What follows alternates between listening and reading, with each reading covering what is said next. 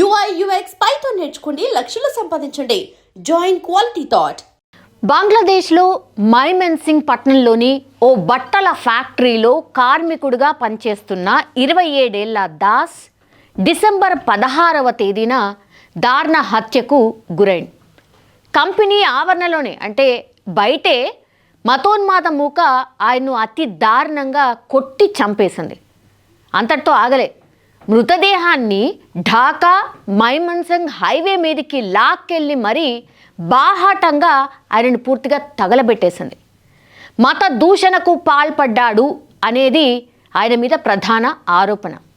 అయితే అందుకు అసలు ఆధారాలే లేవని పోలీసులు ఇప్పుడు తీరిగ్గా చెప్తున్నారు అని ఎందుకన్నానంటే, దాస్ హత్య ఆవేశంలో అప్పటికప్పుడు జరిగిన ఘటన కాదని, పక్కా ప్లాన్ ప్రకారమే జరిగిందని anti crime rapid action battalion అంటే RAB స్పష్టంగా చెప్తోంది. అంతేకాదు, దాస్ను దారుణంగా కొట్టి చంపడంలో ఏకంగా ఆయన ఉద్యోగులు అంటే ఆయనతో పాటు పనిచేసినటువంటి ఉద్యోగులు కూడా ఎవరైతే ఈ దాడికి పాల్పడినరో వాళ్ళతోని కలిసిపోయి చేతులు కలిపినట్టు కూడా ఈ RBతో పాటు స్థానిక మీడియా కూడా స్పష్టంగా చెప్తోంది. ఇందుకు సంబంధించి RAB ఇప్పటిదాకా ఒక 10 మందిని అయితే అరెస్ట్ అయితే చేసింది. అనంతరం పోలీసులు ఒక 2 అదుపులోకి కూడా తీసుకున్నారు. అసలు ఇది ఎందుకు జరిగింది, కారణం ఏంటి? దాస్ మత దూషణకు పాల్పడుతూ ఫేస్బుక్లో పోస్టులు పెట్టినట్టుగా డిసెంబర్ 16వ తేదీన ఉదయం నుంచే పుకార్లు స్టార్ట్ అయ్యాయి. ఆ విషయం తెలియక ఎప్పట్లాగానే ఆయన విధులకు హాజరైండు. అదే ఆయన పాలిట ఒక రకంగా మృత్యువుగా మారిపోయింది అని కూడా చెప్పొచ్చు. సాయంత్రానికల్లా ఆ ఉద్యోగులు ఎవరైతే ఉన్నారో, ఆయనతో పాటు పనిచేసినటువంటి ఉద్యోగులు ఎవరైతే ఉన్నారో ఆయన్ను అంటే దూషించడం స్టార్ట్ చేశారు, తిట్టడం స్టార్ట్ చేశారు. ఎంతసేపు వారించినా సరే ఆ పై అధికారులు పట్టించుకోలేదు. దాస్తో బలవంతంగా అక్కడికక్కడే ఆ రోజే రాజీనామా పత్రంపై కూడా సంతకం కూడా చేయించారు. సో కంపెనీ బయట ఉన్మాద మూక పోగడం స్టార్ట్ అయింది. సాయంత్రానికల్లా అసలు దాస్ని ఫ్యాక్టరీ ఆవరణలోనే అక్కడే తొలి దాడి జరిగింది ఆయన మీద. RAB 14 కమాండర్ నయీముల్ హసన్ ఇది స్పష్టంగా చెప్పారు. ఫ్యాక్టరీ ఫ్లోర్ ఇన్ఛార్జ్ దాస్తో బలవంతంగా రాజీనామా చేయించడమే కాకుండా ఆవేశంతో ఉడికిపోతున్నటువంటి ఆ మూకకు ఆయన్ను స్వయంగా అప్పగించినటువంటి పరిస్థితి. రాత్రి 8:30 ప్రాంతంలో సరిగ్గా తర్వాతి షిఫ్ట్ కార్మికులు ఒక చిన్న గేట్ నుంచి లోపలికి వస్తున్నటువంటి టైంలో బయట ఎవరైతే ఆ మూక కనిపించారో వాళ్ళందరూ అంటే చూస్తుండగానే దాస్ను బలవంతంగా లాక్కెళ్ళి ఫ్యాక్టరీ మెయిన్ గేట్ దగ్గర ఉన్నటువంటి సెక్యూరిటీ రూమ్లో ఉంచారు.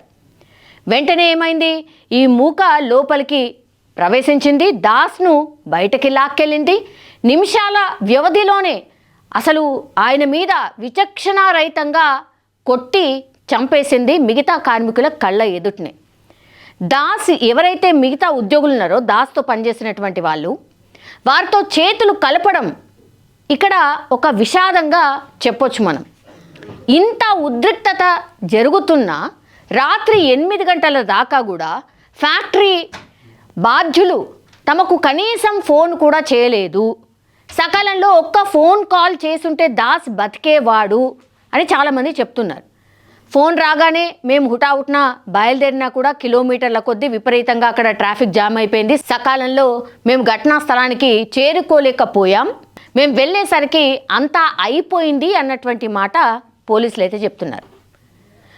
దాస్ హత్య తర్వాత ఈ ఫ్యాక్టరీ తప్పేమీ లేదని ఒక సీనియర్ మేనేజర్ షకీబ్ మహమ్మద్ బుకాయించే ప్రయత్నం చేసిండు. ఇప్పుడు ఈ ఉద్యోగులు ఎవరైతే ఉన్నారో కొందరు సాయంత్రానికల్లా దాస్కు వ్యతిరేకంగా నిరసనలకు దిగారంటూ కూడా వాస్తవాన్ని చెప్పకనే చెప్పారు.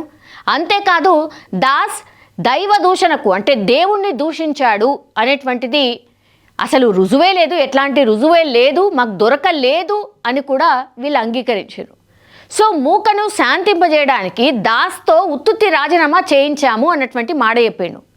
కానీ ఆ చర్యతో మూక కాదు కదా, అక్కడ సహోద్యోగులు కూడా శాంతించలేదు. ఎందుకంటే హంతకుల్లో తమ ఉద్యోగులు కూడా ఉన్నట్టుగా పరోక్షంగా చెప్పకనే చెప్తున్నారు. ఇప్పుడు ఈ బంగ్లాదేశ్లో హిందూ కార్మికుడు దీపు చంద్ర దాస్ను అల్లరి మూకలు కొట్టి చంపడం పట్ల ఇప్పుడు విశ్వ హిందూ పరిషత్ అంటే విహెచ్పి బజరంగ్ దళ్ తీవ్ర ఆగ్రహాన్ని వ్యక్తం చేసింది. ఈ మారణకాండను ఖండించడంతో పాటుగా నిందితులు ఎవరైతే ఉన్నారో వాళ్లను కఠినంగా శిక్షించాలి అని డిమాండ్ చేస్తూ ఢిల్లీలోనే బంగ్లాదేశ్ హై కమిషన్ను ముట్టడించేందుకు ఒక ప్రయత్నం కూడా చేసింది. వందలాది మంది కార్యకర్తలు కాషాయ జెండాలు పట్టుకొని బంగ్లాదేశ్కు వ్యతిరేకంగా నినాదాలు కూడా చేశారు. బ్యారికేడ్లను దాటుకొని ముందుకు దూసుకొచ్చే ప్రయత్నం కూడా చేశారు. కార్యకర్తలను పోలీసులు పూర్తి స్థాయిలో అడ్డుకున్నారు. సో ఇరు వర్గాల మధ్య జరిగినటువంటి ఘర్షణ తీవ్ర ఉద్రిక్తతకు దారితీసింది. హిందూ సంస్థలు ఆందోళనకు పిలుపు ఇవ్వడంతో ఇప్పుడు పోలీసులు ముందు జాగ్రత్త చర్యగా బంగ్లాదేశ్ హై కమిషన్ చుట్టూ పటిష్టమైన బందోబస్తును కూడా ఏర్పాటు చేశారు. 7 అంచెల బ్యారికేడ్లు అక్కడ పెట్టారు. పారామిలిటరీ బలగాలను కూడా మోహరించారు. ప్రజా రవాణా సంస్థ బస్సులను సైతం కూడా అక్కడ పూర్తిగా నిలిపివేసినటువంటి సిచ్యువేషన్. హై కమిషన్కు 800 మీటర్ల దూరంలోనే నిరసనకారులను అడ్డుకున్నారు పోలీసులు. సో యువ నాయకుడు షరీఫ్ ఉస్మాన్ హదీ హత్య పట్ల బంగ్లాదేశ్లో పెద్ద ఎత్తున హింసాకాండ చోటు చేసుకున్న సంగతి మనందరికీ తెలిసిందే. ఈ బంగ్లాదేశ్లోని మైమెన్సింగ్ సిటీలో ఈ వస్త్రాల పరిశ్రమలో పనిచేసే దీపు చంద్ర దాస్ కేవలం 25 సంవత్సరాలు మాత్రమే. ఈ నెల 18న దుండగులు పూర్తి స్థాయిలో కొట్టి చంపేసినటువంటి పరిస్థితి. మృతదేహాన్ని దహనం కూడా చేసేశారు. దైవ దూషణకు పాల్పడినందుకే దీపు చంద్ర దాస్ను శిక్షించినట్టుగా ఇప్పుడు ఎవరైతే ఈ హత్యాకాండ చేసిరో వాళ్ళు చెప్తున్నారు. ఈ ఘటన ప్రపంచవ్యాప్తంగా ఇప్పుడు సంచలనంగా మారింది. హిందూ కార్మికుడి హత్యను చాలా దేశాలు ఖండించాయి. భారత్లోనూ ఆగ్రహావేశాలు వ్యక్తమయ్యాయి. బంగ్లాదేశ్లో మైనార్టీలపై విచ్చలవిడిగా దాడులు జరుగుతున్నా కూడా అక్కడి ప్రభుత్వం పట్టించుకోవట్లేదు అని విహెచ్పి బజరంగ్ దళ్ కార్యకర్తలు తీవ్ర స్థాయిలో ఆరోపిస్తున్నారు. బ్యానర్లు ప్లకార్డులు ప్రదర్శిస్తూ బంగ్లాదేశ్ సర్కార్ తీరును ఖండిస్తూ ఉన్నారు. దీపు చంద్ర దాస్ను పొట్టన పెట్టుకున్నటువంటి ఈ ముష్కర్లను కఠినంగా శిక్షించాలని డిమాండ్ చేస్తున్నారు. బంగ్లాదేశ్లోని హిందువులకు రక్షణ కల్పించాలి, ఆ చర్యలు తీసుకోవాలి అని కూడా భారత ప్రభుత్వాన్ని వీళ్ళు కోరుతున్నారు. ఈ విషయంలో బంగ్లాదేశ్ ప్రభుత్వంపై దౌత్యపరంగా ఒత్తిడి పెంచాలని కూడా వాళ్ళు డిమాండ్ చేస్తున్నారు. పొరుగు దేశంలోనే హిందూ కుటుంబాలకు తమ మద్దతు ఉంటుంది అని కూడా స్పష్టం చేస్తున్నారు. తమ డిమాండ్లను ప్రభుత్వం నెరవేర్చకపోతే పోరాటం చాలా ఉధృతం చేస్తాము అని హెచ్చరిస్తున్నారు. ఈ సందర్భంగా నిరసనకారులు హనుమాన్ చాలీసాను కూడా పఠించారు. మతపరమైనటువంటి నినాదాలు కూడా చేస్తూ హోరెత్తించినటువంటి సిచ్యువేషన్ని స్పష్టంగా మనం చూసాం. భారత హై కమిషనర్ ప్రణయ్ వర్మకు బంగ్లాదేశ్ విదేశాంగ శాఖ మంగళవారం సమన్లు అయితే జారీ చేసింది. ఈ ఢిల్లీలోని బంగ్లాదేశ్ హై కమిషన్ ఎదుట జరిగినటువంటి నిరసన కార్యక్రమం పట్ల పూర్తి స్థాయి వివరణ ఇవ్వాలని ఆదేశించింది.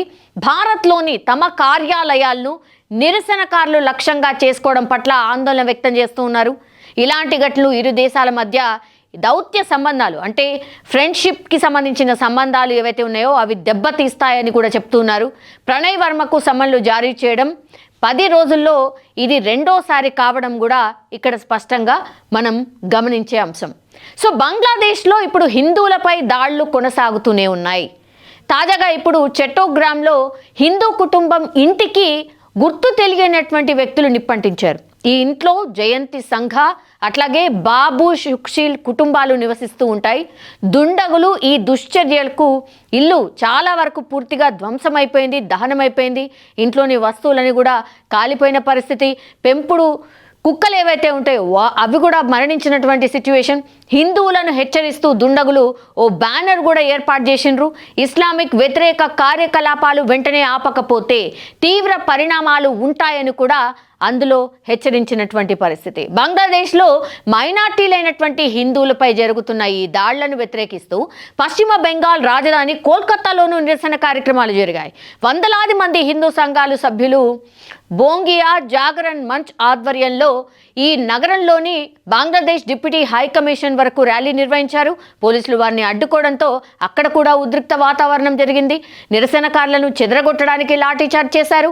12 మందిని అదుపులోకి కూడా తీసుకున్నారు. ఈ ఘర్షణలో పలువురు నిరసనకారులు అట్లాగే పోలీసులకు కూడా గాయాలయ్యాయి. ఇక దేశవ్యాప్తంగా అయితే పలు ప్రాంతాల్లో నిరసన కార్యక్రమాలు జరుగుతూనే ఉన్నాయి. ఇక బంగ్లాదేశ్ ప్రస్తుతం హింసతో అట్టుడుకుపోతున్నటువంటి సిచ్యువేషన్. ఇటీవల అక్కడ రాడికల్ నేత ఉస్మాన్ హదీ మరణంతో అక్కడ మతతత్వ శక్తులు ఆ దేశంలోని హిందువులే టార్గెట్గా ప్రస్తుతం అయితే దాడులు చేస్తూ ఉన్నాయి. ఈ నేపథ్యంలోనే ఇటీవలే హత్యకు గురైనటువంటి ఉస్మాన్ హదీ సోదరుడు అక్కడి ప్రభుత్వంపై సంచలన వ్యాఖ్యలు చేశారు. ఫిబ్రవరిలో జరిగే ఎన్నికలను పక్కదోవ పట్టించేందుకే యూనస్ ప్రభుత్వమే ఉస్మాన్ని హత్య చేయించిందని భయంకరమైన ఆరోపణ చేశారు. బంగ్లాదేశ్లో హిందువులపై జరుగుతున్నటువంటి ఈ దాడులపై ప్రస్తుతం అయితే దేశవ్యాప్త చర్చ నడుస్తోంది. స్టూడెంట్ లీడర్ ఉస్మాన్ హదీ మరణం తర్వాత అయితే ఆ దేశంలో మతతత్వ శక్తులు భారత్పై పగ పెంచుకున్నటువంటి సిచ్యువేషన్ స్పష్టంగా కనిపిస్తోంది. అందుకే ఇక్కడ నివసిస్తున్నటువంటి దీపు చంద్ర దాస్ అనే హిందూ యువకుణ్ణి అక్కడి అల్లరి మూకలు తీవ్రంగా కొట్టి చంపేసినటువంటి సిచ్యువేషన్. సో మరో హిందూ కుటుంబపై దాడి చేయగా వారు త్రుటిలో తప్పించుకున్నారు. ఈ ఘటనతో ఇప్పుడు భారత్లో నిరసనలు మిన్నంటుతున్న పరిస్థితి. ఢిల్లీలోని బంగ్లాదేశ్ విదేశాంగ కార్యాలయాన్ని కూడా విహెచ్పి ఆధ్వర్యంలో ముట్టడించినటువంటి సిచ్యువేషన్ స్పష్టంగా కనిపిస్తోంది. ఇటీవల జరిగినటువంటి ఉస్మాన్ హదీ హత్యపై ఆయన తమ్ముడు ఒమర్ హదీ సంచలన ఆరోపణలు చేస్తున్నారు. ఏంటి అంటే బంగ్లాదేశ్ ప్రభుత్వమే ఎలక్షన్లని తప్పుదారి పట్టించాలనే ఉద్దేశంతోనే ఉస్మాన్ హదీని హత్య చేయించిందని వాళ్ళు ఆరోపిస్తున్నారు. బంగ్లాదేశ్లోని షాబాద్లో ఉస్మాన్ మృతి సంతాపంగా ఒక ర్యాలీ కూడా నిర్వహించారు. అందులో అతని సోదరుడు ఇలా మాట్లాడిండు, మీరే ఉస్మాన్ హదీని చంపించారు, ఇప్పుడు అతని చావు పేరుతో ఎన్నికలకు ఇబ్బందులు కలిగించే ప్రయత్నం చేస్తున్నారు. నా సోదరుడు ఎన్నికలు జరగాలని కోరుకున్నాడు, ఆయన నిర్ణయాన్ని గౌరవించి ఎన్నికలకు ఎటువంటి ఇబ్బందులు కలగకుండా చూడాలి అని ఒమర్ కోరుతున్నటువంటి సిచ్యువేషన్. ఉస్మాన్ హదీ విదేశాంగ శక్తులకు తలొగ్గడానికి నిరాకరించాడు, అందుకే ఆయన్ను కుట్ర పన్ని హత్య చేయించారు. అతని చావుకు కారణమైన వారు ఏదో ఒక రోజు దేశాన్ని వదిలి పారిపోవాల్సి వస్తుంది అని కూడా హెచ్చరిస్తూ ఉన్నారు.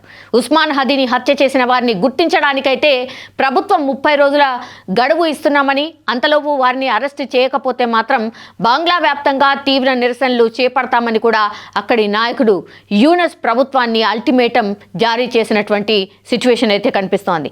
ఇవన్నీ ఎపిసోడ్స్ ఇవన్నిటిని చూస్తే గనక బంగ్లాదేశ్లో శాంతి నెలకొల్పడానికి అన్ని ప్రయత్నాలు చేస్తున్నట్టుగా స్పష్టంగా అర్థమవుతోంది. ఈ హింసను ఆపడానికి, ఈ అల్లర్లు ఆపడానికి కూడా తీవ్ర స్థాయిలో ప్రభుత్వం అయితే ప్రయత్నం చేస్తున్నటువంటి సిచ్యువేషనే మనకు కనిపిస్తోంది. బంగ్లా ఇప్పుడు అట్టుడుగుతోంది. దీన్ని శాంతింపచేయడానికి ఎలాంటి చర్యలు తీసుకోవాలో అన్ని ప్రయత్నాలు మాత్రం అన్ని వైపుల్లో కూడా జరుగుతున్న పరిస్థితి కనిపిస్తోంది.